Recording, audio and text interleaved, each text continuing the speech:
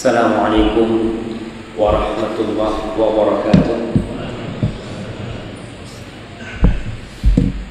Alhamdulillah alladzi ballaghana Sya'ban. Segala puji bagi Allah Jalla Jalaluhu yang telah menyampaikan kita ke bulan Sya'ban. Wa nas'aluhu tabaraka wa ta'ala an yarzuqana bulugha Ramadan. Dan kita memohon kepada Allah Jalla Jalaluhu agar Allah menyampaikan kita ke bulan Ramadan. Allahumma salli wa sallim wa zid wa barik wa an'im 'ala al-mab'uthi rahmatan lil alamin.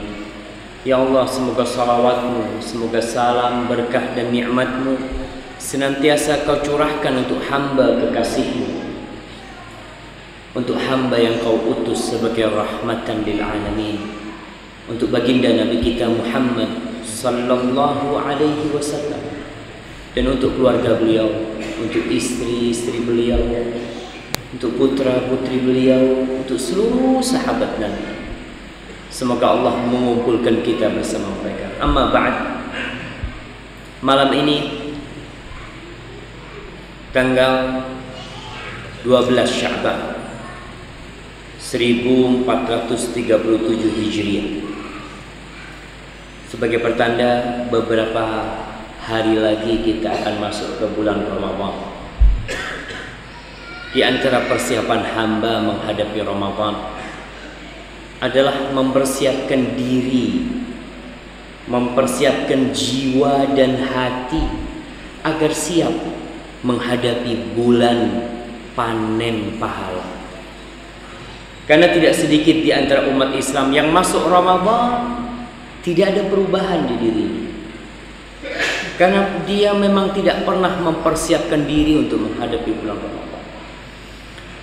Di antara bentuk persiapan menghadapi Ramadan adalah menghadiri kajian untuk menambah keimanan agar kita menjadi insan yang dicintai oleh Allah Ar-Rahman. Kita telah mengkaji tentang beberapa tanda-tanda kiamat. Kalau saya tidak lupa, insya Allah kita telah mengkaji 5 tentang tanda-tanda kiamat. Siapa yang mau nyebutkan 3, Anda kasih hadiah yang sudah kita kaji. Jamaah yang bawa catatan, supaya yang kita kaji ini nggak lepas ya. Kita udah ngaji tentang 5 tanda kiamat, 3 aja sebutin. Nah, fadhal. Maraknya pembunuhan, Jamil. Yang kedua,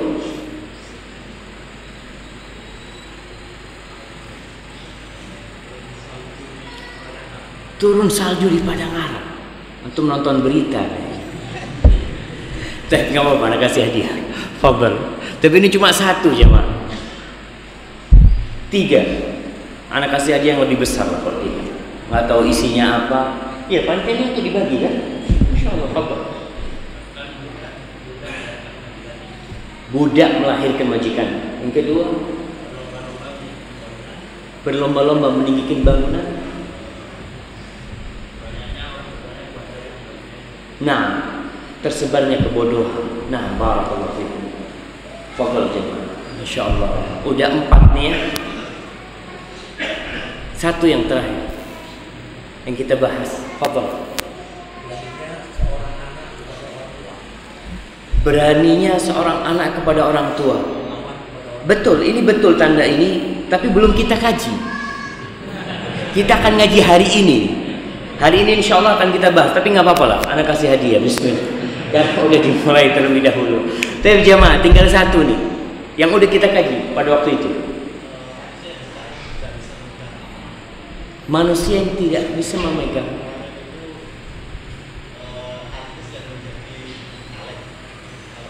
Masya Allah. Jadi urusan-urusan diberikan yang kepada yang bukan ahlinya. pekerjaan-pekerjaan, amanah-amanah diberikan kepada orang yang bukan ahli, dedikasi. Itu yang sudah kita bahas. Hari ini kita akan melanjutkan dengan yang keenam, yaitu munculnya orang-orang yang menghalalkan minuman keras dan tersebarnya al-khamr. Secara mudah orang mendapatkan minuman keras, kemudian menamakan khamr dengan selain namanya. Itu tanda-tanda kiamat. Rasulullah SAW dalam hadis riwayat Bukhari secara muallaq, tapi hadis itu sahih. Rasulullah SAW mengatakan, "Sayakunu fi akhir zaman aqwamun yastahilluna al-hirra aw al-hirra wal harira wal khamra wal ma'azib." Akan muncul nanti orang-orang sebelum kiamat itu di akhir zaman, mereka yang menghalalkan salah satunya khamr, menamakannya dengan selain namanya. Rasulullah SAW menjelaskan dalam hadis riwayat Ibnu Majah dan Ibnu Hibban, la yashrabanna unasun min ummati al-khamra yusammunaha bighairi ismiha. Akan ada nanti sekelompok dari umatku yang mereka meminum khamr, namun mereka memberikan nama bukan nama aslinya, memberikan nama-nama yang indah. Antum tahu di sebagian tempat khamr itu dinamai al-mashrubat ar-ruhaniyah, minuman rohani. Antum bisa bayangin orang ketika ini apa nih? Minuman rohani. Masya Allah. Bismillah. Bismillah, minuman rohani. Maka dia akan mendorong dia untuk baca bismillah. Dikasih nama bukan yang nama-nama. Itu akan datang pada hari kiamat dan sudah nampak. Dan di antara hadis Rasulullah SAW diriwayatkan Imam Bukhari dan Muslim, wa yushrabul khamr. Antum lihat sekarang orang minum khamr itu di pinggir jalan.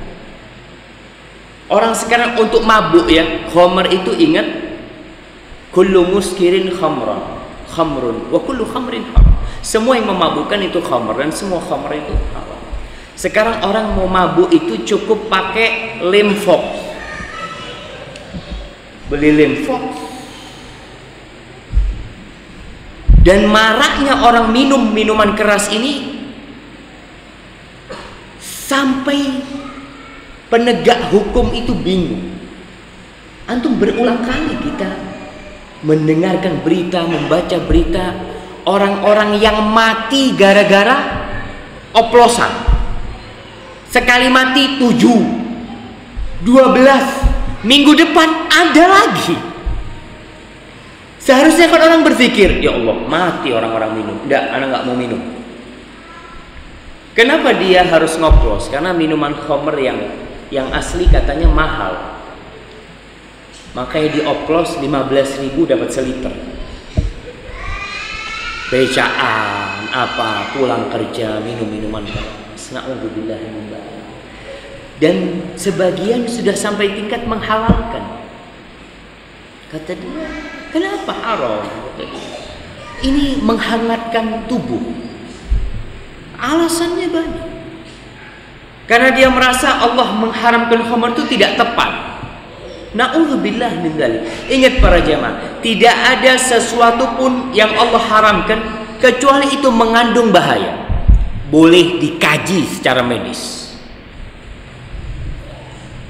Di awal tahun 1900-an, 30 atau di bawah 30, Ana sempat membaca di Amerika pemerintah mengharamkan minuman keras. Pemerintah Amerika.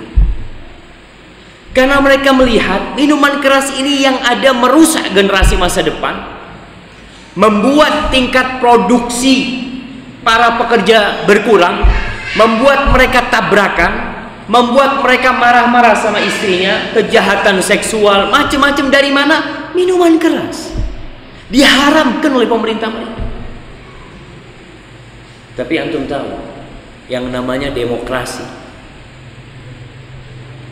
banyak rakyat yang demonstrasi karena hidupnya sudah pakai minuman keras.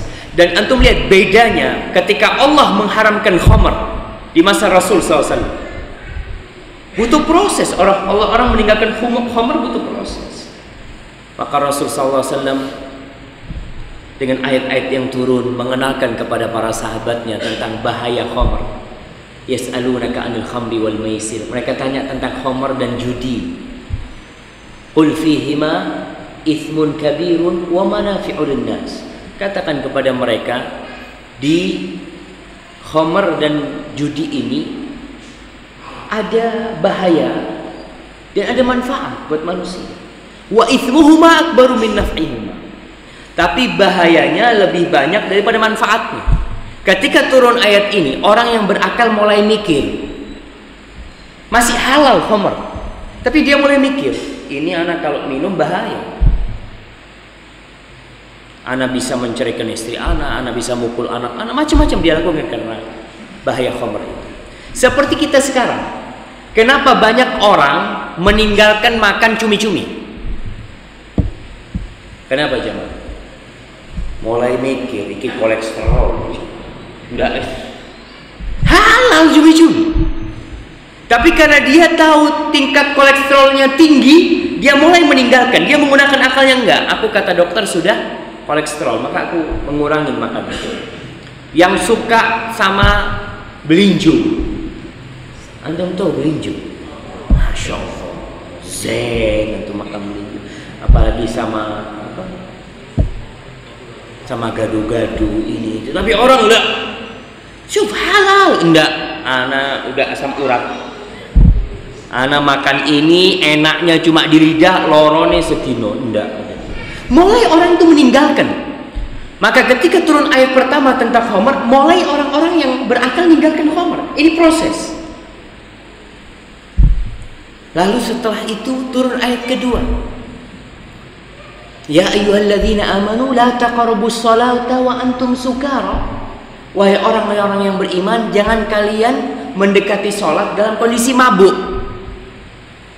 Boleh kau minum, tapi jangan sholat dalam kondisi mabuk. Mulai mereka mengurangi. Gak mungkin mereka minum bainal maghrib wal isya. Kalau mereka minum habis maghrib, isya, waktunya sholli mabuk gitu orang. Enggak. Kapan minumnya? Habis isya. Gak mungkin dia minum antara zuhur sama asar, karena waktunya pendek. Mabuknya orang itu hilang berapa lama jemaah? Berapa? 6 jam pengalaman dulu bukan? Apa? 6 jam jemaah, lihat 6 jam. Jadi dilihat berarti dia akan mencari waktu yang di atas 6 jam paling tidak. Makanya hanya mereka punya waktu ba'da subuh sampai zuhur atau ba'da isya sampai subuh. Selain itu mereka akan ngurangi. Mulai proses ngurangi ini. Dan dalam proses itu keimanan ditumbuhkan di diri para sahabat. Ayat-ayat tentang kiamat, ayat-ayat tentang surga, tentang neraka, di mana orang yang minum khamr di dunia tidak akan minum kelak di surga Allah Subhanahu wa taala, itu ditanamkan. Sampai ketika turun ayat pamungkas pengharaman khamr. Ya ayyuhalladzina amanu innamal khamru wal maisiru wal azlamu wal ansabu wal azlamu rijsun min amali syaitan fajtanibuhu la'allakum tuflihun. Ketika turun ayat ini, wahai orang-orang yang beriman, sesungguhnya khamr, judi, undian, berhala-berhala, apa kata Allah? Rijsun min amali syaitan. Itu perbuatan najis dari hasil kelakuannya syaitan. Fajtanibu, kalian tinggalkan. Di Madinah orang punya khamr itu bukan gelasan, bukan botolan, ya. Kendi-kendi, tong-tongan. Maka ketika mereka turun ayat ini, itu dituangkan ke depan rumahnya. Jalan kota Madinah itu ngalir khamr. Sampai Anas bin Malik cerita, ketika itu Anas lagi kumpul sama suami ibunya Abu Thalha. Anas lagi nuangin buat mereka. Ketika dengar ayat itu, apa kata Abu Thalha? Qum ya Anas fa'ahriqhu. Wahai Anas, kau tuangkan semua khamr yang kita miliki. Dituangin sama Anas di pinggir jalan. Mereka meninggalkan khamr. Karena apa? Karena mereka tahu Allah sudah mengharamkan. Mereka melalui proses yang panjang sudah. Sekarang orang Islam balik minum khamr. Muslim soli kadang-kadang. Maka di sini kita harus berhati-hati karena tanda-tanda kiamat ini sudah jelas. Khamr di mana-mana. Secara mudah orang minum khamr dan kadang-kadang nggak direken sebenarnya. Wis nafsi-nafsi dia anak-anak nggak ada urusan sama sekali. Apalagi yang namanya sabu-sabu. Kenapa Indonesia jadi pasar empuk sabu-sabu? Siapa yang tahu? Nak kasih hadiah. Kenapa Indonesia jadi sarang empuk? Harganya mahal. Masya Allah. Berapa harganya? Dia ngomong mahal enggak? Berapa? 1 gramnya sampai 1 juta. Masya Allah. Iya, kira-kira segitu. Yang Anda baca di negara asalnya sabu-sabu itu cuma 50 juta. Di Indonesia bisa 1,3 miliar. Kata mereka, "Dah jual ke Indonesia. Kena tangkap mati tidak apa-apa, Anda sudah capek hidup ini." Paling enggak kalau Anda berhasil nyelundupkan, Anda hidup senang. Tidak berhasil mati, Anda memang susah hidup. Ahsan mati. Yang seperti ini membuat Indonesia menjadi sarang empuk untuk penebaran sabu-sabu. Dan pemerintah mengumumkan perang sama sabu-sabu. Tapi Anda membaca sebuah artikel di pesawat. Dia mengatakan di artikel itu, kenapa kok minuman keras yang diperangin? Kenapa kok narkoba yang diperangin? Padahal orang yang mati karena narkoba itu nggak banyak. Lebih banyak orang yang mati karena rokok. Dijelaskan disitu, rokok ini pintu untuk narkoba. Ketika rokoknya masih dibuka terus, maka kemungkinan untuk narkoba itu orang kan ngerokok, kok kayak gini toh, nggak ada perubahan kan, mereka kepingin naik ya. Ada nanti yang namanya ganja, yang hashish atau macam-macam. Sekarang ada rokok elektrik katanya. Iya, itu juga bisa memabukkan katanya. Terus di artikel itu disebutkan seharusnya yang diperangi pemerintah itu rokok daripada sabu-sabu. Karena orang yang mati karena rokok jauh lebih banyak. Survei membuktikan. Antum bisa buktikan. Yang ketujuh, tanda-tanda kiamat tersebarnya perzinaan. Dan ini sangat jelas sekali di negeri-negeri kafir. Perzinaan itu na'udzubillah min dzalik ya.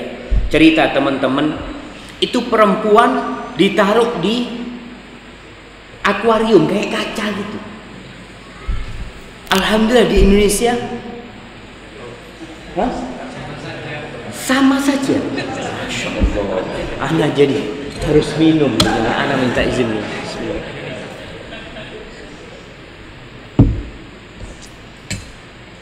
Di Indonesia sama saja. Alhamdulillah. Kita lihat ini tersebar jemaah. Walaupun kita lihat ada usaha untuk memberantas hal itu. Kita lihat di Surabaya Doli sudah ditutup.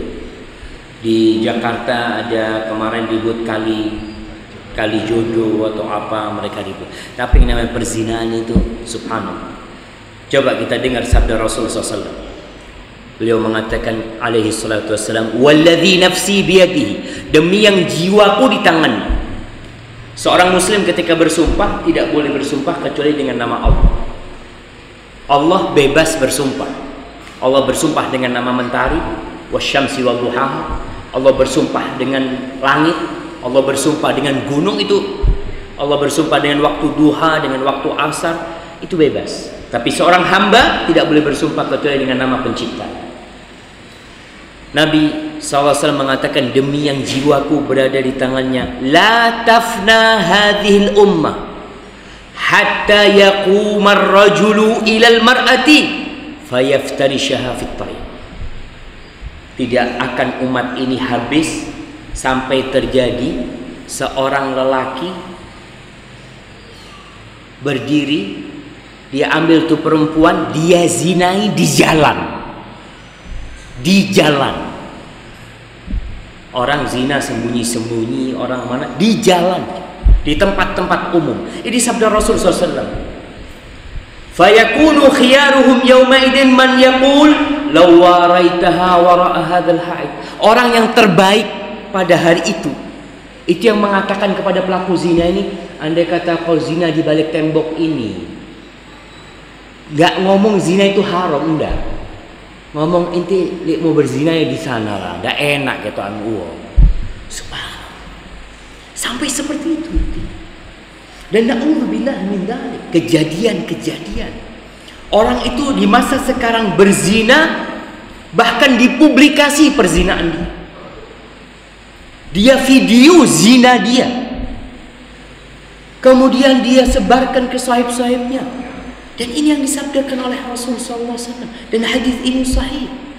Rasulullah SAW juga bersabda, sayati 'alan nas sanawat khadda'at, akan datang di masa manusia itu tahun-tahun yang menipu. Kemudian disebutkan di antara tanda-tandanya watashi'u fihal fahisha, dan yang namanya kekejian akan tersebar pada masa itu. Di antara tanda kiamat yang selanjutnya nanti kita akan bahas tersebarnya kekejian. Jadi film-film porno kita lihat.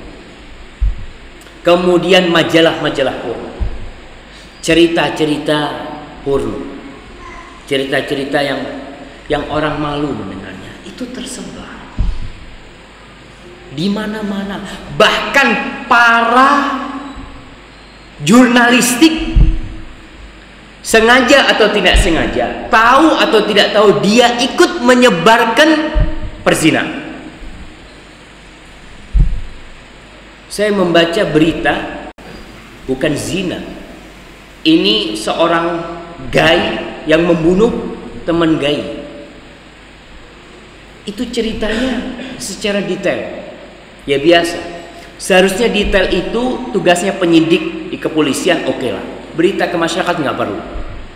Yang diceritakan nanti bagaimana engkau menghubungi dia, yang diceritakan celananya dibuka separuh, kemudian ini seperti itu, warna celananya ini diceritakan. Apa gunanya kau nyeritakan itu? Yang perlu diketahui masyarakat itu sanksi dan hukum untuk pelaku kriminal itu cukup. Ketika engkau secara detail menceritakan hal itu, oh ini sudah 3 kali berhubungan badan, apa maksudnya? Na'udzubillah min dzalik. Dan kenapa dia tidak ngomong berzina? Dikatakan berhubungan badan. Bahasa-bahasa yang digunakan oleh wartawan, bersetubuh, bersenggama. Na'udzubillah min dzalik. Itu bahasa-bahasa yang membuat orang baca akhirnya berpikiran buruk. Dan na'udzubillah, kalau kita bicara perzinaan, tingkat yang lebih buruk pemerkosaan. Beberapa waktu yang lalu, na'udzubillah, 7 anak memperkosa, 7 anak ini, anak-anak masih, paling besar umur 14 tahun. Di mana kejadiannya? Di Belitung, bukan Belitung, di Bengkulu. Sebenarnya itu bukan di Bengkulu, subhanallah. Mahasiswa kami di STD itu datang, Ustaz itu dekat kampung anak persis Ustaz. Jadi dari Bengkulu masih agak jauh. Kalau nggak salah namanya Lubuk Linggau, itu nama tempatnya. 7, yang 3 anak, 2 SD umur 12 tahun, yang 1 umur 9 tahun. Memperkosa, sudah di atasnya perzinahan. Dan ini fenomena gunung es, kita baru lihat ujungnya jemaah. Kita baru lihat ujungnya. Karena kita melihat kejadian ini terus, sebelumnya kejadian yang 14 orang ya, yang memperkosa sampai membunuh, itu kejadian muncul, kejadian lain, kejadian terus sampai kapan? Sampai kiamat. Rasul sallallahu alaihi wasallam mengatakan, "Ma min zamanin illa walladzi ba'dahu syarrun minhu." Tidak ada satu masa kecuali yang sesudahnya itu lebih buruk dari yang sebelumnya. Ketika Rasul sallallahu alaihi wasallam menceritakan tanda-tanda kiamat ini, beliau ingin kita mempersiapkan diri. Atau na'udzubillah, sekarang orang di masjid bisa membuka hal-hal yang dibenci Allah di masjid. Ada yang di HP-nya sambil sholli Allahu Akbar, HP-nya ada gambar-gambar yang Allah benci, sedang dalam kondisi sholli. Dan benar-benar perzinahan ini semakin mudah kalau kita tidak ikut. Para jamaah, antum jangan bertanya apa yang dilakukan negara buat kita, tapi antum bertanya apa yang bisa aku berikan kepada umat ini. Nahnu muslimin, kita umat Islam, kita harus bersama-sama bagaimana menjadikan negeri ini negeri yang beriman kepada Allah Subhanahu wa taala. Antum coba lihat pelaku-pelaku pemerkosaan, agamanya apa? Muslim mereka. Islam mengajar kita enggak. Tapi kenapa itu bisa terjadi? Karena kita jauh dari Islam. Pendidikan agama sedikit sekali. Oke lah, kita lihat pendidikan di sekolah cuma 2 jam anak kita dikasih pendidikan sekolah. Orang tua jangan mengatakan, ya gimana lagi Ustaz? Kok gimana lagi? Ya kau harus berbuat lebih buat anakmu. Belajar agama itu nggak harus di sekolah, nggak harus di rumah. Orang tua mengajarkan kepada anak. Ketika tidak bisa, dia panggil guru. Kebanyakan yang kita panggil itu adalah guru matematika. Yang kita panggil guru bahasa Inggris. Guru agama nggak perlu, Ustaz. Kan tidak diujikan di ujian nasional. Kita mengatakan itu, kita duniawi banget dalam hal ini. Maka kita harus berpikir bagaimana nih anak-anak kita dapat pendidikan agama. Orang takut sekarang melepas anak-anak SD. Dulu saya pernah baca Radar Jember tahun 90-an. 90 ke atas ya. Lulus pondok mungkin saya waktu itu. Daerah kampus itu disebutkan 93% atau 97%, saya lupa, itu sudah tidak perawan. Orang tua ketika meninggalkan anaknya ke kampus, kos-kosan, nggak mikir orang tua, yang penting sekolah, yang penting dapat pekerjaan nanti, yang penting pulang bawa ijazah, Bu saya lulus. Na'udzubillah. Dan kehidupan kampus nggak ada yang ngontrol, kita aja. Afwan ya. Anak di rumah sama orang tuanya, kadang-kala lepas kontrol. Di rumah sama orang tuanya. Bagaimana ditaruh kos-kosan, nggak ada yang kontrol. Sholatnya, sama siapa dia keluar, jam berapa dia pulang. Na'udzubillah. Bahkan kita lihat orang tua banyak yang suka anaknya dibawa sama lelaki, anak perempuannya. Ketika tanya, nak, durung duwe pacar, nak? Bu, belum bu, golek nak. Dan di masyarakat kita jemaah, ketika anaknya ada yang membawa, seneng ibunya. Alhamdulillah wis payu anak. Payu apa jemaah? Orang tua membiarkan. Kadang-kadang tuh anak bawa pacarnya ke rumah, tidur sekamar, dibiarin. Ini di masyarakat kita. Dulu waktu saya SD di Gebang sana, saya masih ingat kejadian itu. Ada seorang perempuan menikah hamil, ribut satu kampung tahun 90-an. Sekarang wis biasa. Nah, tidak ada masalah kecuali yang sesuatu yang lebih buruk dari yang sebelumnya. Na'udzubillah min dzalik. Baik. Ini ada sebuah hadis diriwayatkan Imam Muslim. Di antara tanda-tanda kiamat masalah perzinaan ini, Nabi SAW mengatakan, yataharajuna fiha taharujul humur. Mereka akan berzina pada masa nanti seperti kawinnya keledai. Ditonton sama orang, dipegangin sama orang kadang-kadang. Na'udzubillah, seperti keledai. Dan hari-hari akan menyikap hal itu. Yang kedelapan di antara tanda-tanda kiamat adalah lelaki-lelaki pakai baju dari sutra. Memakai baju dari sutra. Yang lebih parah, menghalalkan sutra. Rasulullah SAW mengatakan, sayati zamanun aw la yakunanna min ummati aqwamun, akan ada nanti dari umatku, umat Nabi Muhammad SAW. Nabi tidak berbicara orang lain, berbicara tentang umat Rasulullah SAW, yang mereka akan yastahilluna al-hira, menghalalkan kemaluan, menghalalkan zina. Dan ini kadang-kala lelaki-lelaki, ingat para lelaki ya, tidak ada alasan seorang lelaki berzina, nggak ada alasan. Lalu dia mengatakan, istriku sakit, istriku tidak memuaskan aku, istriku macam-macam, padahal Allah telah menghalalkan bagi dia untuk menikah lebih dari satu. Nggak ada alasan. Dan sebagian wanita, na'udzubillahi min dzalik, dia marah ketika suaminya nikah lagi, tapi kalau jajan di luar nggak apa-apa, yang penting nggak ketahuan aku. Na'udzubillahi min dzalik. Dia sudah mulai menghalalkan yang seperti itu, jemaah. Wal harir, mereka menghalalkan harir, sutra. Saya masih ingat tahun 1419 Hijriah atau 18 Hijriah. Kembali ke masalah sutra.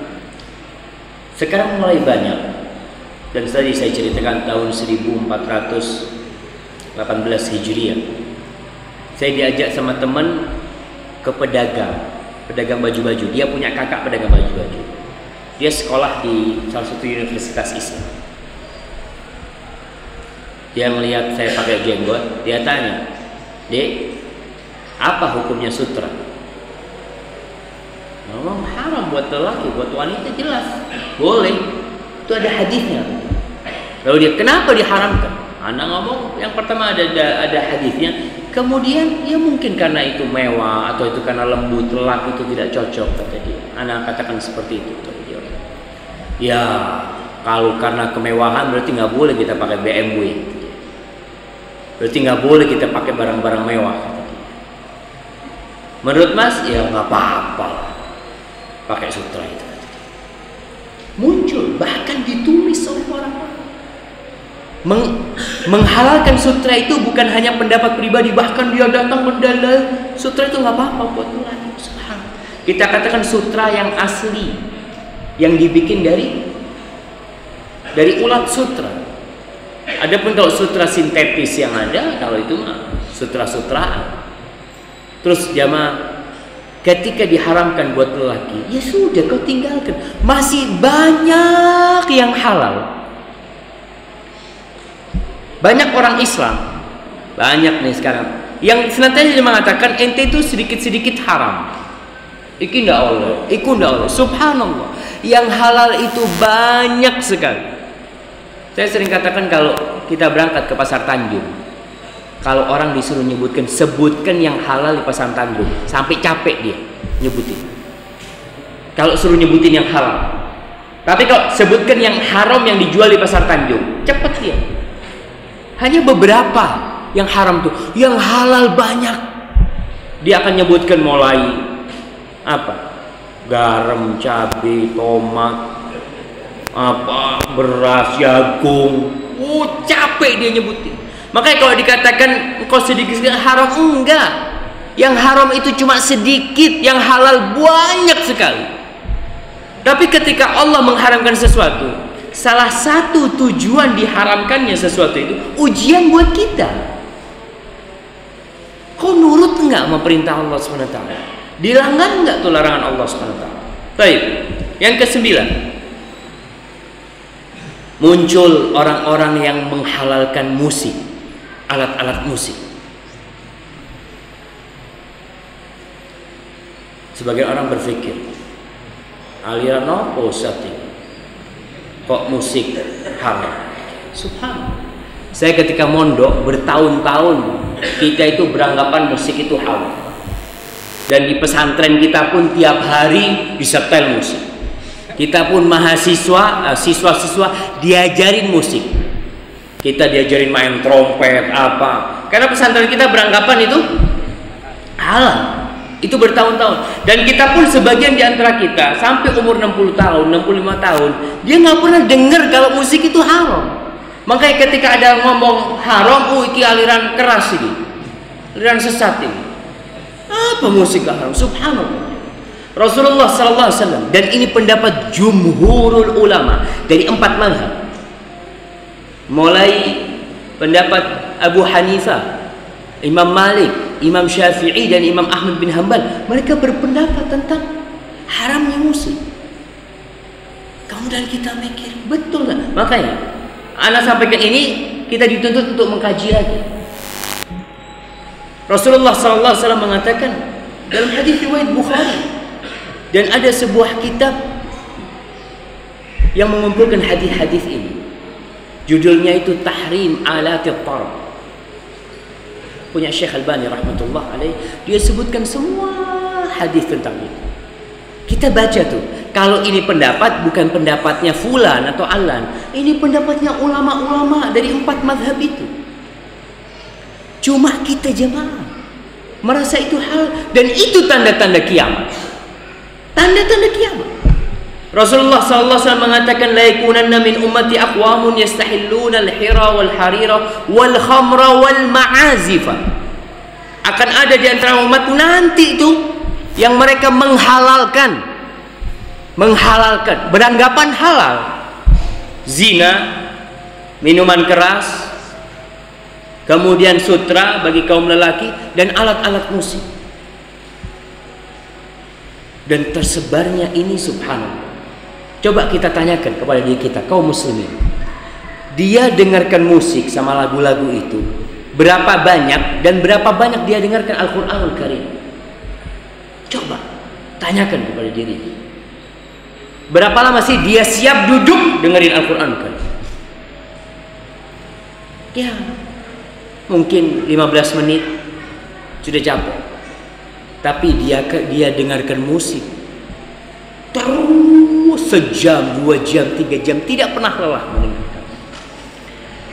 Tambah lagi tanda-tanda yang ke-10, banyaknya biduan-biduan, penyanyi-penyanyi. Kita lihat sekarang yang namanya penyanyi-penyanyi itu subhanallah, di kampung orang pulang haji ngundang penyanyi dangdut pakai rok pendek-pendek aja. Masyarakat dikasih tontonan itu. Tanda-tanda kiamat. Rasulullah sallallahu alaihi wasallam mengatakan dalam hadis riwayat Ibnu Abi Dunya, dan hadis ini sahih. Sahih oleh Syekh Albani dan para ulama sebelumnya. La yakunanna fi hadhihi ummah khasfun wa qadhfun wa masfun. Akan ada di umat ini bumi yang terbelah, orang-orang yang masuk ke bumi karena buminya ya terbelah. Rumah masuk ke dalam, dan akan ada qadhfun, longsor, orang yang tertutup dengan longsor akhirnya mati di situ. Maskhun, orang-orang yang dirubah wajahnya, sebagaimana orang-orang Yahudi dirubah menjadi kera-kera dan babi-babi. Nanti ada di umat ini, ada. Wadzalika, kata Rasulullah, kapan itu terjadi? Idza syaribul khumur wattakhadul qainat wa darabu bil ma'azif. Kalau mereka sudah minum khamr, lalu mereka panggil penyanyi-penyanyi, biduan-biduan, dan mereka memukul alat-alat musik. 3 perbuatan ini biasanya sak koncoan. Ada minuman keras, temennya apa? Ono sing nyanyi. Nyanyi masa nggak pakai musik, gak enak, maka pakai alat musik. Dan itu terjadi sekarang. Sangat mudah sekali di depan TV ya, naudzubillah. Apalagi kalau penyanyi-penyanyi dangdut mungkin ya. Dan antum lihat kalau ada konser di lapangan depan, konser dangdut, lalu di Masjid At-Taqwa ada pengajian. Yang datang ke sana sama yang datang ke Masjid Taqwa, lebih banyak yang mana?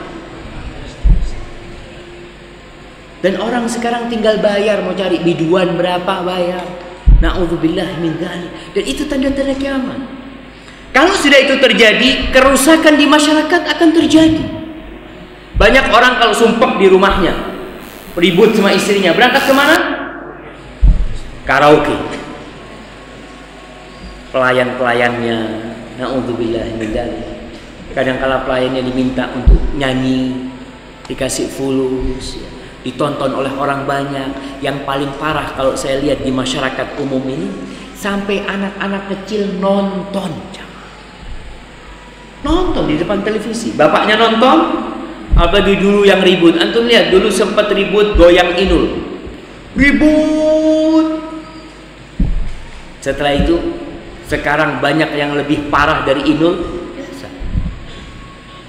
Dan begitulah yang namanya iblis mempunyai strategi. LGBT itu termasuk tanda-tanda kiamat, tersebarnya kekejian.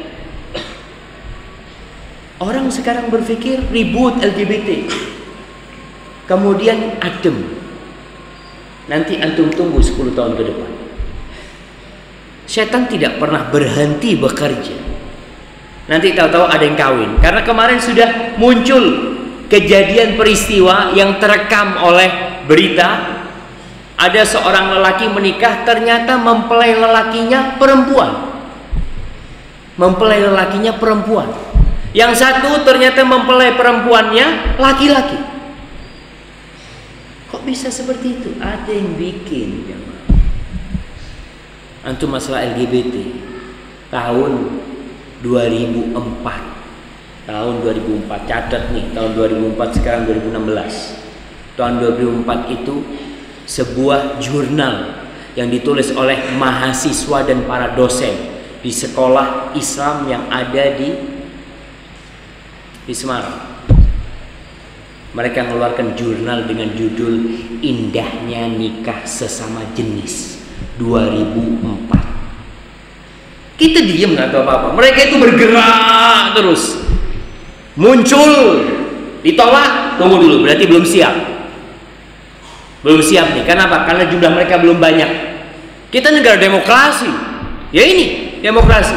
Kalau banyak yang nuntut haknya, dikasih haknya dong. Mereka mau kawin sesama jenis, kita gimana kita? Mau kawin gimana kita? Kalau kita memang nggak suka sama lawan jenis, na'udzubillah min dzalik. Kembali ke tanda-tanda yang ke-10, ittihadul qainat, yaitu mengambil biduan-biduan yang secara mudah orang bayar, orang nonton, di mana-mana ditampakkan dengan berlenggak-lenggok dengan aurat mereka, na'udzubillah min dzalik, dan ditonton oleh orang-orang yang ngerti agama kadang-kadang. Kemudian yang ke-11, jamaah yang ke-11, iya, munculnya kekejian, ucapan-ucapan kotor yang tadi kita ceritakan. Banyaknya tulisan-tulisan yang mengandung kata-kata yang porno, kata-kata yang membuat nafsu seseorang jadi birahinya jadi keluar. Na'udzubillah, dan itu banyak di masyarakat kita. Orang sekarang muslim banyak di kampung itu, ada orang yang kalau dikagetin lata, orang lata. Ngomongnya apa? Yang jorok. Orang di sekitarnya seneng. Masya Allah. Dicolek lagi, keluar lagi, seneng dia. Na'udzubillah min dzalik. Dibiarin dan seneng. Malah ada yang dibikin-bikin. Awalnya yang jorok 1, tambah 2, tambah 3, dan itu sudah muncul. Padahal Rasul sallallahu alaihi wasallam mengatakan laisal mu'min bitta'an walal la'an walal fahish walal badhi. Mukmin itu kalau ngomong nggak kotor. Mukmin itu perbuatannya, kelakuannya itu tidak jorok. Antum tahu, orang ada omongan kotor, kata-katanya kotor. Ada gerakan-gerakan yang menunjukkan kejorokan, dan itu tersebar sekarang. Muslim, kita bicara muslim. Kalau yang orang kafir dari dulu, kita bicara muslim. Kemudian yang ke-12, munculnya kebakhilan dan kekikiran. Banyak kebakhilan itu. Kata Rasulullah SAW, wa yakthurul syuh. Orang kalau bakhil sama hartanya sendiri wajar. Ada orang yang bakhil sama hartanya orang lain. Melihat orang itu sedekah, subhanallah, ini tidak takut miskin. Gimana masa depan anak-anak ente nanti? Gimana? Dan biasanya orang-orang yang pelit ini ketika ditegur, ana nggak pelit, ana orangnya ekonomis, ana hemat, ana memikirkan masa depan. Masa depan kita itu di mana jemaah? Di akhirat. Engkau tahu kau bakal mati. Dan berkaitan dengan sifat kikir ini, sifat pelit ini, orang mukmin itu nggak boleh pelit. Rasulullah SAW mengatakan, la yajtami'u syuhun wa imanun fi qalbi rajulin muslim. Kata Rasulullah SAW, iman dan kebakhilan itu tidak mungkin berkumpul di hati seorang muslim, nggak mungkin. Dalam artian kalau ada orang Islam pelit, diragukan keislaman. Ini sabda Rasulullah SAW. Dan antum lihat ketika Rasulullah SAW menjelaskan tentang tanda-tanda kiamat, kita disuruh melihat bagaimana di masa Rasulullah SAW, bagaimana orang berbagi harta. Di masa Rasulullah SAW, orang itu bukan berbagi harta karena lebih, sampai yang dia mau makan dia bagikan. Bayangkan bagaimana Aisyah radhiyallahu taala anha datang ke rumahnya Aisyah, pengemis, ngetuk pintu, mengemis, dicari sama Aisyah. Nggak ada apa-apa kecuali 3 butir kurma. 3 butir kurma, cuma ini dikasihkan sama Aisyah. Antum lihat kisah sahabat Nabi radhiyallahu taala anhu, ketika Nabi punya tamu harus dijamu. Tamu harus dijamu. Ingat, ana perlu mengingatkan kembali perbedaan tamu dengan penziarah. Hadis-hadis tentang menghormati tamu itu, maksudnya tamu yang dari luar kota, itu disebut tamu. Yang dia punya hak 3 hari 3 malam. Dia punya hak nginap di rumah kita 3 hari 3 malam, itu tamu dari luar kota. Kita ngasih makan dia 3 hari 3 malam, itu haknya tamu.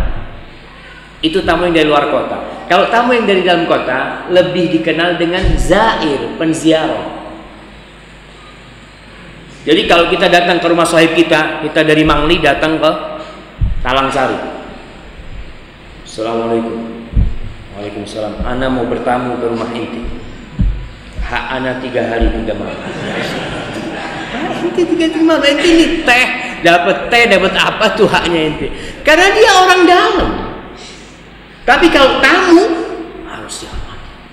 Punya hak. 3 hari 3 malam. Rasulullah SAW kedatangan tamu, tapi Nabi SAW nggak punya apa-apa. Lalu beliau bertanya kepada para sahabat Sallallahu Alaihi Wasallam, man yudhayifu dhaifa Rasulullah SAW. Siapa yang mau ketamuan tamunya Rasulullah SAW? Sahabat ngomong, ana Rasulullah SAW. Bawa ke rumahnya. Ngomong sama istrinya, ini tamunya Rasulullah SAW, kau hormati. Bikinkan makanan. Kata istrinya, nggak ada makanan di rumah, cuma ada makanannya anak-anak. Ya sudah, anak-anak suruh tidur. Ente bikin. Anak-anak kan kadang-kadang diajak main sampai ngantuk tidur, nggak mikirin makan. Itu anak-anak. Kata bapaknya, anak-anak ente ajak main sampai dia tidur, tuh makanan buat tamu. Dan bagaimana tamu dikasih makan sedangkan tuan rumah nggak makan? Di sini seorang yang brilian ya, yang masya Allah, Allah kasih hidayah kepada mereka. Si suami ngomong sama istrinya, nanti ketika kita suguhkan ke tamu, kau pura-pura betulin lampu pelita itu, lampu minyak itu, lalu kau tiup. Sudah ditiup, maka tamu sudah tahu depannya ada makanan, tahu makanannya itu apa. Maka si tamu makan, yang lainnya pura-pura makan. Sampai seperti itu di masa Rasulullah SAW. Mereka itu benar-benar berhati mulia walaupun tidak punya apa-apa. Tanda-tanda kiamat, subhanallah. Ana bisa tanya sama takmir masjid. Biasanya kalau Jumat yang banyak uang 2 ribuan apa 20 ribuan? Hah? 5 ribuan, Masya Allah. Mungkin masih takwa, nggak punya tukaran mungkin dia yang ada 5.000. Orang itu kadang-kadang terpaksa ngasih 5.000 jemaah. Dia ngasih 5.000, ya Allah. Kalau ada 2.000 dia tahu 2.000. Kalau ada 1000, 1000 dia taruh. Kalau nggak ada, lewat. Maka para jamaah rahimakumullah, di antara tanda-tanda kiamat adalah tersebarnya tadi sifat pelit ya. Ingat, seorang mukmin jangan takut dia. Allah akan kasih ganti. Filsafat dagang. Orang itu selalu ingin keuntungan. Dia tidak ingin uang keluar nggak ada untung. Makanya kebanyakan orang itu tertipu dengan investasi-investasi yang berlebihan. Ente taruh uang 10 juta, tiap bulan dapat 500. Mau nggak gitu? Mau. Ente taruh 100 juta, tiap bulan dapat 5 juta. Masya Allah, zen, nggak perlu kerja. Kita percaya, apalagi kalau sahib kita yang investasi, yang investornya kita tahu, oh fulan insya Allah tahu, jujur. Tapi kenapa sama Allah kita nggak kayak gitu? Allah Jalla Jalaluhu menjanjikan kau kasih 1, Allah ganti berapa? 700 kali lipat. Kau kasih 1 juta, Allah ganti 700 juta.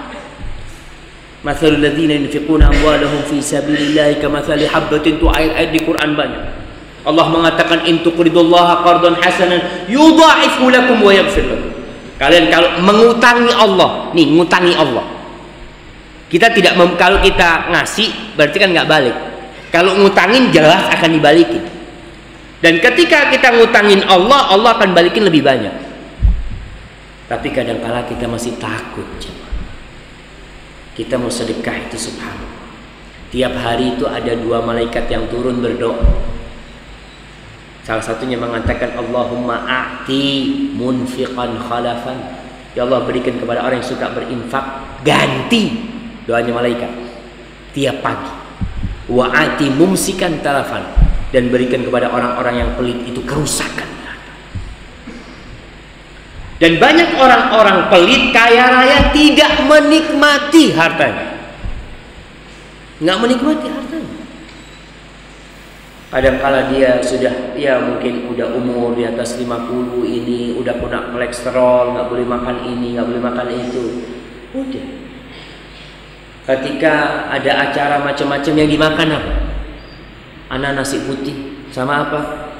Sama tempe kamu. Orang makan-makan enak, kau nggak bisa. Duitnya banyak.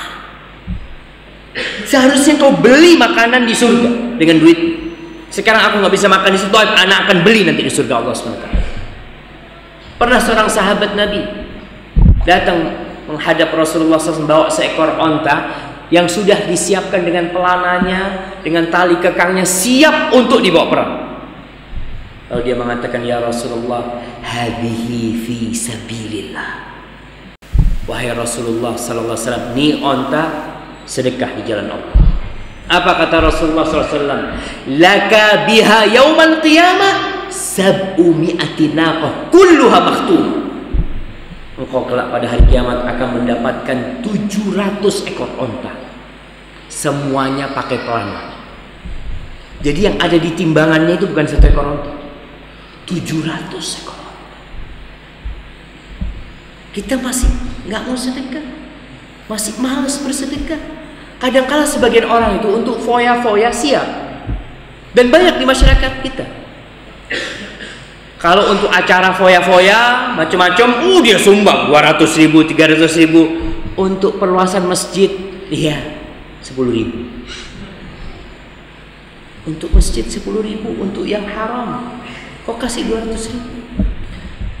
Kemudian yang ke-13 yang tadi disebutkan, munculnya anak-anak yang durhaka kepada orang tuanya. Munculnya orang-orang yang memutuskan silaturahim. Sampai anak ada yang mukul bapaknya. Anak mukul bapaknya. Rasulullah sallallahu alaihi wasallam bersabda, inna baina yaday sa'ah. Ini termasuk tanda-tanda kiamat nanti. At-taslima 'alal khassa. Mengucapkan salam kepada orang yang dikenal. Nanti kita akan bahas.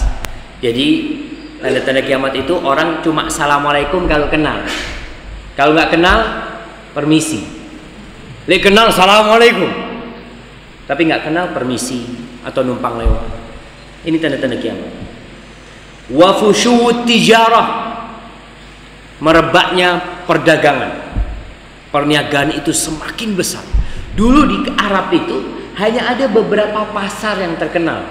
Ada suk Ukad, ada suk ini, beberapa pasar itu ada. Kata Rasulullah SAW, nanti akan di semua ada pasar.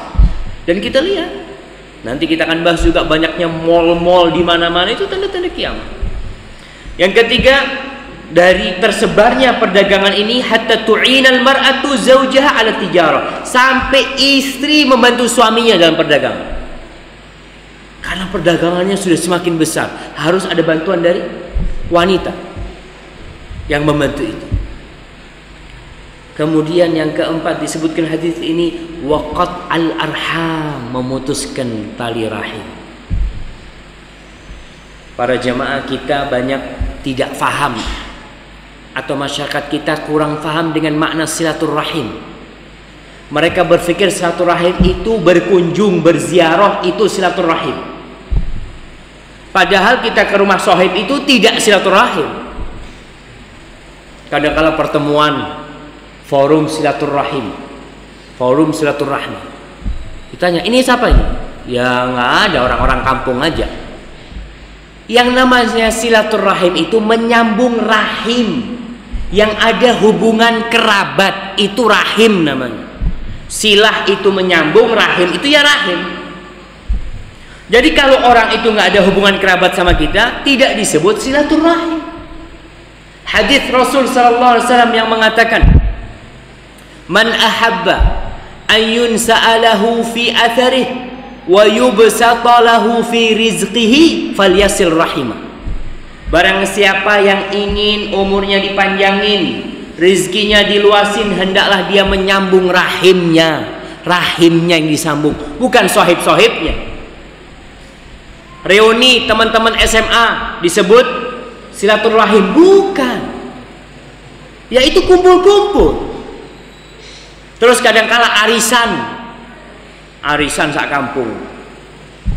Ini untuk silaturahim loh, silaturahim. Ini untuk ukhuwah Islamiyah, iya. Silaturahim belum tentu.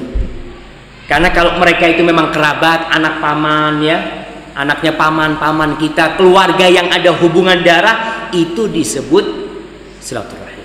Maka jangan salah kaprah. Kadang-kala kita ini lebih sering ke rumah sohib dan berkeyakinan ana sudah menyambung rahim.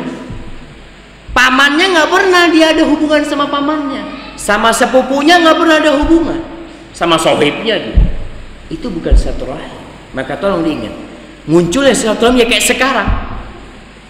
Orang sudah banyak lagi nggak urusan sama keluarganya, sama pamannya. Dan kebanyakan yang memutuskan rahim itu apa? Fulus, warisan. Kadang-kala kakak sama adik tidak lagi menyapa gara-gara warisan. Ada, ya ini nyambung ya sebenarnya dengan munculnya kebakhilan. Ada paman-paman yang bakhil ketika keponakannya datang. Oh ini mau pinjam fulus. Seharusnya kau tidak pinjemi, kau kasih seharusnya. Keponakanmu. Bayangkan ketika orang-orang di masa Rasulullah SAW bertanya tentang sedekah. Yas'alunaka madza yunfiqun. Mereka tanya, ya Rasulullah, apa yang kita infakkan? Kepada siapa kita berinfak? Apa kata Rasulullah? Kata Allah Subhanahu wa taala, "Qul ma anfaqtum min khairin falil walidaini wal aqrabin." Baru orang-orang miskin. Katakan bahwasanya apa yang kalian nafkahkan dari harta kalian itu, maka yang lebih berhak adalah orang tua, kemudian kerabat-kerabat kita. Baru wal masakin, orang-orang miskin. Kita kadang-kala yang kerabat nggak dikasih, yang miskin-miskin jauh kita kasih. Kenapa? Kalau kerabat biasanya nggak cerita kalau dikasih karena malu. Saya dibantu sama fulan. Tapi kalau orang miskin akan cerita, nih saya dikasih fulan. Maka ada keuntungan untuk nafsu kita. Maka para jamaah ingat silaturahim. Kita mulai ingat. bagaimana, apakah kita termasuk orang yang menyambung rahim atau tidak, khususnya kepada orang tua kita. Kadangkala sak kota sama orang tuanya atau sak kecamatan. Ada orang satu kompleks sama orang tuanya. Ana tanya sama dia, "Bang, antum ketemu umi antum sehari berapa kali?" "Ustaz, sehari berapa kali, Ustaz? Ana sibuk, Ustaz." "Terus?" "Ya seminggu sekali." Subhanallah, satu kompleks. Padahal Abu Hurairah radhiyallahu taala anhu, dia setiap kali mau keluar mesti ke rumah ibunya dulu. Pulang dari luar mampir ke rumah ibunya. Kau kan keluar cari rizki, kau ke rumah ibumu sama cari rizki. Kita nih ke rumah ibu kita dalam rangka mencari rizki, karena silaturahim ini meluaskan rizki kita. Dan orang biasanya yang membuat dia memutuskan rahim itu karena takut dua hal. Yang pertama takut hartanya berkurang, yang kedua takut waktunya habis. Dan kedua hal ini dijamin sama Allah diganti. Orang yang menyambung rahimnya diluaskan rezekinya. Kau takut uangmu habis, Allah kasih. Kau tahu waktunya, aduh anak nggak ada waktu, Ustaz, anak gini gimana, Allah kasih tuh, Allah kasih berkah. Ada orang jamaah umurnya Masya Allah 60 tahun, 70 tahun, tapi dia nggak berkah waktunya. Tapi ada orang yang masih muda barokah waktunya. Ini nih yang kita cari jamaah. Maka tolong yang dekat sama orang tuanya, yang bisa tiap hari ketemu orang tuanya, ketemu sama orang tuanya. Khususnya anak-anak laki. Kalau anak perempuan ikut sama suaminya, tapi anak-anak laki tetap dia usahakan. Kalau tidak bisa datang, baik pun. Tanda-tanda kiamat itu akan terjadi terus. Cuma kita sebagai seorang muslim jangan membiarkan tanda-tanda ini. Kita berusaha untuk memperbaiki. Kemudian yang ke-14, dan ini yang terakhir mungkin yang kita akan bahas sampai pada hari ini. Orang yang amanah dituduh tidak amanah.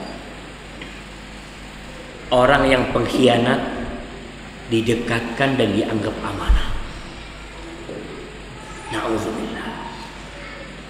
Kita kadang-kala bingung. Fulan kok bisa? Fulan bisa jadi dia berkhianat. Kata dia, udah selesai, zamannya sudah berubah. Kata Rasulullah sallallahu alaihi wasallam, min asyratis sa'ah al-fuhsyu wat tafahhusyu wa qati'atur rahim wa takhwinul amin wa i'timanul khair. Di antara tanda-tanda kiamat adalah munculnya ya omongan-omongan yang kotor, tindakan-tindakan yang jorok, diputuskannya rahim, dan orang yang amanah dituduh berkhianat. Dan orang yang berkhianat dianggap amanah. Dan kita melihat hal itu terjadi di hadis yang lain. Rasulullah SAW, hadis riwayat Tabrani, beliau SAW mengatakan, walladzi nafsu Muhammadin biyadihi, demi yang jiwa Muhammad berada di tangannya, la taqumus sa'ah hatta yadhhara al-fuhsh wal bukhl, tidak akan terjadi kiamat sampai muncul merajalela kekejian, kekotoran yang tadi udah kita sebut, wal bukhl, dan kebakhilan, wa yukhawwanul amin, dan orang yang ahli amanah dikategorikan pengkhianat, wa yu'tamanul kha'in, yang pengkhianat dianggap orang yang amanah, wa yahlikul wu'ul wa yadharut tuhud. Qalu ya Rasulullah, wa mal wu'ul, akan muncul wu'ul, akan hilang wu'ul, dan akan muncul tuhud. Para sahabat bertanya kepada Rasulullah, apa yang dimaksud dengan wu'ul? Apa yang dimaksud dengan tuhud? Qala al-wu'ul, yang dimaksud dengan wu'ul adalah wujuhun nasi wa ashrafuhum, orang-orang terhormat, tokoh-tokoh di masyarakat pada mati, hilang mereka. Wa tuhud itu dari tahat yang di bawah. Qala alladzina kanu tahta aqdamin nas la yu'lamu bih, orang-orang yang tidak pernah dikenal, yang ada di bawah kaki manusia, tahu-tahu muncul. Tahu-tahu ini tokohnya, ini orangnya, ini subhanallah, siapa fulan? Siapa fulan kok sampai diangkat? Yaitu tadi tanda-tanda kiamat. Orang-orang yang tidak pernah dikenal, orang-orang yang terkenal gak amanah, tahu-tahu muncul dijadikan tokoh yang amanah, dijadikan tokoh yang naudzubillah min dzalik. Itu tanda-tanda kiamat. Mungkin kita cukupkan sampai di sini, atau boleh tambah satu. Yang satu, yang terakhir, yang ke-15 ini, mati mendadak. Itu tanda-tanda kiamat. Rasul sallallahu alaihi wasallam mengatakan, inna min amaratis sa'a ayyadhhara mautul faja'ah. Di antara tanda-tanda kiamat itu banyak orang mati mendadak.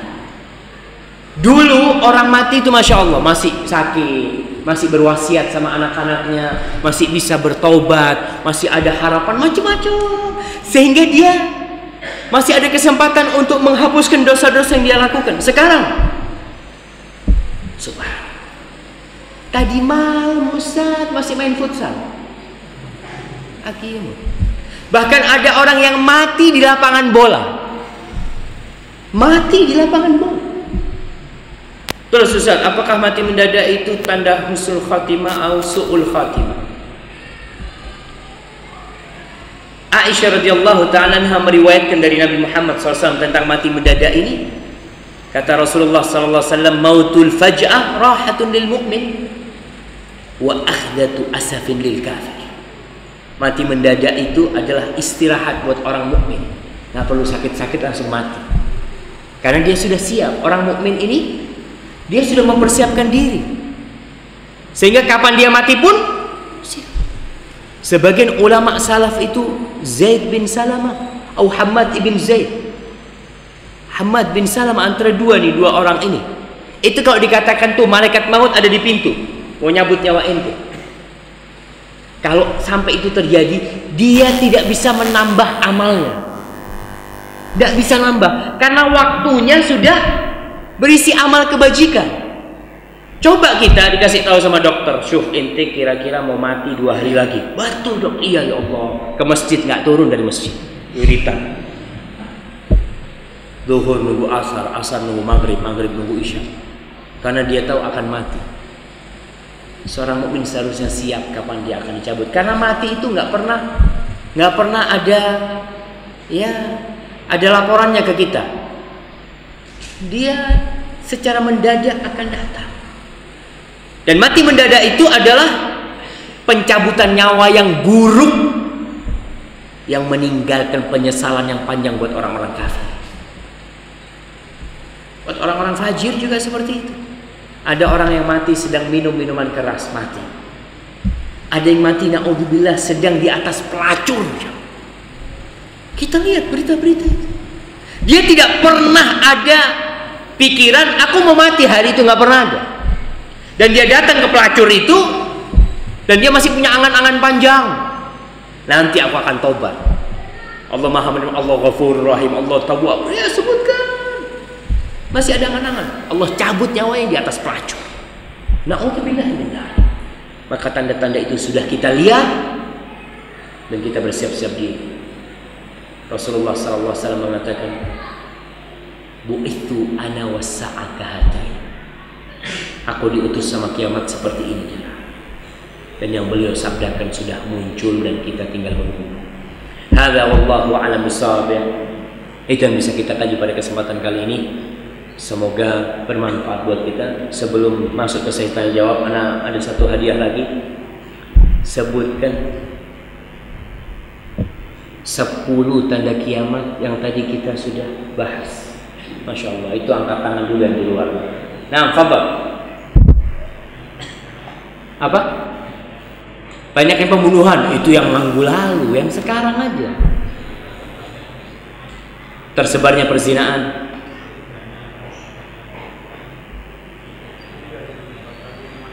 Mudahnya orang mendapatkan minuman keras, ya adanya penghalal minuman keras, ya tersebarnya merajalela minuman keras. Yang ketiga, banyak laki-laki menyerupai wanita. Betul jemaah. Itu belum kita bahas. Baik, selanjutnya orang-orang yang menghalalkan musik, ya. Nah, biduan-biduan wanita, penyanyi-penyanyi, munculnya kekejian, sifat pelit yang tersebar, anak-anak durhaka memutuskan silaturahim sama orang tuanya, sama saudaranya, kemudian orang yang gak amanat dianggap amanat, yang berkhianat dianggap amanat, orang yang amanat dianggap berkhianat, yang berkhianat disebutkan barakallahu fikum. Mungkin kita belakang sana. Jazakallahu khair. Baik, barakallahu fikum, ana serahkan kepada dia.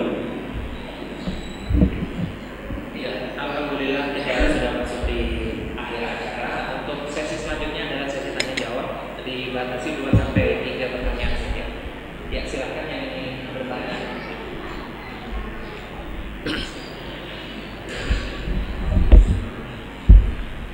Ya, silakan.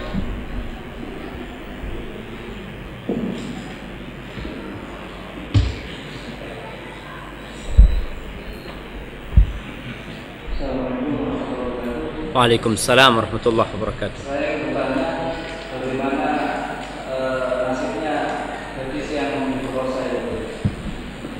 Bagaimana nasibnya gadis yang diperkosa? Nanti setelah diperkosa, apakah Subhanallah. termasuk wanita yang masuk surga atau seperti apa? Nah, barakallahu fikum. Ya, pertanyaan yang sangat bagus sekali. Kadang-kala kita bingung ya dengan orang-orang yang dizalimi. Bagaimana nasib dia? Ingat, berzina itu artinya suka sama suka. Memperkosa artinya yang satu dipaksa. Orang yang dipaksa di dalam Islam itu tidak ada hukumnya, diangkat pena itu karena dia sedang dipaksa. Apalagi kondisinya dia dikeroyok macam-macam. Berbeda kalau dia memang pezina. Ini beda. Ada pezina yang dikeroyok. Memang kelakuannya dia suka berzina. Cuma suatu hari dia diperkosa sama orang-orang. Tapi dia berzina. Tetap dia akan dihisap sesuai dengan amal perbuatan dia. Dan ingat jamaah, faman ya'mal mithqala dzarratin khairan yarah. Barang siapa melakukan amal kebajikan sebesar dzarrah. Dzarrah itu artinya saghirun namal, semut yang kecil yang mungkin tidak kelihatan sama penyidik. Barang siapa beramal kebajikan seperti itu, kelak pada hari kiamat dia akan mendapatkan. Dan barang siapa yang berbuat keburukan seperti itu juga, dia akan mendapatkan balasannya. Jadi berkaitan dengan itu anak, ya Allah yang lebih tahu dengan kondisinya. Apakah dia adalah gadis yang baik? Dia adalah gadis yang baik, gadis yang soleha, dan dia diperkosa. Mudah-mudahan itu sebagai penghapusan dosa-dosa dia dan mengangkat derajat dia. Karena musibah yang menimpa kita itu sakit ya. Orang sakit itu pun akan dihapuskan dosa-dosanya. Kita kena musibah di perdagangan kita, insya Allah rasa lelah di tubuh kita, kita kena duri, kena paku, itu semua adalah kafarat, adalah penghapus untuk dosa-dosa kita. Maka berkaitan dengan wanita itu Allah yang lebih tahu dengan kondisinya. Tapi semoga Allah SWT menjaga umat Islam di permukaan bumi ini. Hadza wallahu a'lam. Nah, fadhal. Ya, ada pertanyaan pihak atas. Ustaz, bagaimana seorang anak memberikan sebagian harta atau gajinya untuk orang tuanya? Apakah ini disebut sedekah? Nah, para jamaah, sampai yang kita berikan kepada istri kita, Rasulullah SAW mengatakan hatta luqmata tarfa'uha ila fimra'atika, sampai sesuap makanan yang kau angkat. Ini gambaran bagaimana seorang suami menyuapin istrinya. Itu pun akan bernilai sedekah. Ini padahal dia wajib memberikan nafkah kepada istrinya. Seorang anak wajib memberikan nafkah kepada orang tuanya apabila orang tuanya tidak mampu, dan itu pun akan bernilai sedekah. Ada catatannya di sisi Allah Subhanahu wa taala. Rasul sallallahu alaihi wasallam mengatakan tentang sedekah ini, ibda biman ta'um. Mulailah dengan orang yang menjadi tanggung jawab. Kita kalau mau sedekah, mau menafkahkan harta kita, mulai dengan yang menjadi tanggung jawab kita. Jangan sampai kita ngasih yang jauh, keluarga terlantar. Kadang-kadang ada seperti itu orang-orang. Maka tetap akan bernilai sedekah, tapi itu nafkah wajib kalau diberikan kepada orang tua kita. Lalu para jamaah, istri kita itu tidak harus tahu berapa pemasukan kita. Dan antum pun memberi orang tua itu tidak harus istrinya tahu. Kesian, wanita itu lembut hati. Dia seperti gelas-gelas kaca ini. Kadang-kadang dia melihat antum ngasih orang tua, sakit hati. Ibu lagi dikasih, nanti ngasih lagi, ibu lagi dikasih. Kapan anak dikasih? Kalau antum ngasih orang tua tanpa sepengetahuan istri, aman kan? Ada cuma lelaki-laki yang ATM-nya dipegang istri. Assalamualaikum, mau beli bensin dek? Ya, pakai nota ya. Susu bensin pakai nota. Subhanallah. Ya nggak seharusnya lah. Lelaki adalah pemimpin di rumah, dia wajib memberikan nafkah kepada istri secukupnya. Dia kasih, dia beri hadiah kepada istrinya. Tapi istri tidak wajib tahu. Tapi ada suami-suami biasanya kalau lagi miskin, insya Allah, istrinya dikasih tahu, nih dek, penghasilannya segini dek, tolong dicukupin. Iya mas. Ketika sudah banyak, nggak dikasih tahu. Sudahlah, ente nggak perlu tahu berapa hasilnya. Memang dia nggak harus tahu ya. Tapi jelas seorang suami harus bijak ketika dia memberi orang tuanya. Kapan dia memberi istri? Didik istrinya pandai bersedekah. Istri kita ini kalau kita punya rezeki, kita mau sedekah, kita ngomong, dek nih, kau yang sedekah.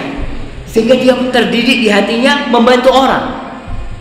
Lalu ketika kita bantu orang tua kita, insya Allah tidak akan berat buat dia. Hadza wallahu a'lam. Iya, bertanya terakhir.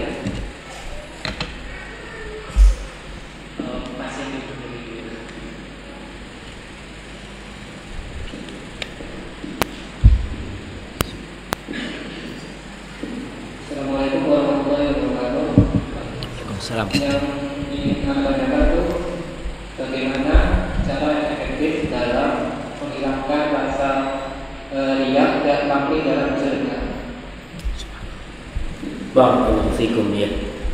Ya, berkaitan dengan sedekah. Sedekah ini amalan-amalan yang bahasa Arabnya itu muta'addid ila ghairi, amal perbuatan yang diberikan ke orang lain itu rawan riya. Karena amal itu kita kasihkan ke orang. Orang itu tahu kita memberi dia, sehingga bisa jadi dia cerita, aku dikasih sama fulan, aku dikasih fulan, dan itu membuat kita sulit untuk ikhlas. Allah Subhanahu wa taala mengatakan di surat Al-Baqarah, "In tubdus shadaqat fa ni'mahi." Kalau kalian sedekah terang-terangan itu baik kata Allah. Tapi wa in tukhfuha wa tu'tuha al-fuqara fa huwa khairul lakum wa yukaffiru ankum min sayyi'atikum. Tapi kalau kalian sembunyikan sedekah kalian. Nih, kita sedekah sembunyi-sembunyi. Lalu kalian berikan kepada orang-orang fakir yang membutuhkan, maka itu lebih baik daripada sedekah terang-terangan. Dan Allah akan menghapuskan dosa-dosa kalian. Maka salah satu cara untuk menghilangkan riya, sedekah secara sembunyi-sembunyi. Sekarang ini kita bisa sedekah orang nggak ada yang tahu. Bisa. Dari dulu sih bisa sebenarnya. Tapi sekarang semakin mudah. Adanya rekening-rekening. Kita transfer, selesai. Orang tuh nggak tahu sama kita. Kita pun ketika konfirmasi, cuma konfirmasi, ana sedekah sekian, SMS sekian, selesai. Nggak ada orang tahu. Maka itu salah satu cara untuk menjaga hati kita. Kemudian yang kedua, apabila kita ingin ikhlas lillahi ta'ala, ingat, kalau aku riya, aku nggak dapat pahala. Nggak ada gunanya. Aku nggak akan diganti sama Allah Subhanahu wa taala. Kemudian kita ingat dengan ancaman orang yang riya, di mana termasuk korek api neraka yang pertama itu orang yang bersedekah dia. Sehingga dengan munculkan seperti itu di hati kita, mudah-mudahan kita bisa ikhlas lillahi ta'ala, dan kita perang jamaah sama batin kita. Mungkin sekarang kita ikhlas, kemudian fulan tahu, Masya Allah, itu yang sedekah mobil ini buat Masjid At-Taqwa. Mulai nih, yang awalnya kita ikhlas, tahu-tahu ada orang yang tahu, muncul di hati kita, oh iya, anak. Kadang-kadang gitu orang-orang yang umroh, ada orang umroh mau nggak riya, dia umroh via Jakarta. Orang Jember nggak ada yang tahu. Sampai di Mekah melihat orang-orang pada selfie di depan Ka'bah. Hatinya nggak tahan, dia selfie. Lalu dia bikin status. Awalnya ikhlas, gak ada yang tahu sejember. Ketika dia bikin status, bukan sejember, sedunia tahu dia itu Allah. Jadi memang kadang-kala kita ini yang lemah hatinya ya, sembunyikan amal kita. Sampai sholat, kenapa sholat sunnah itu dianjurkan di rumah? Di situ akan lebih menjaga hati. Kalau di masjid kita sholat sunnah, semua orang lihat. Tapi kalau kita sholat di rumah, yang tahu kita sholat sunnah siapa? Istri kita cuma. Atau sahib kita yang sekamar sama kita. Dan istri kita tahu sama kita. Oh, Masya Allah, sembahyang sunnah saja, kayak biasanya. Kata istrinya, karena istrinya tahu, tidak pernah sholat sunnah saja.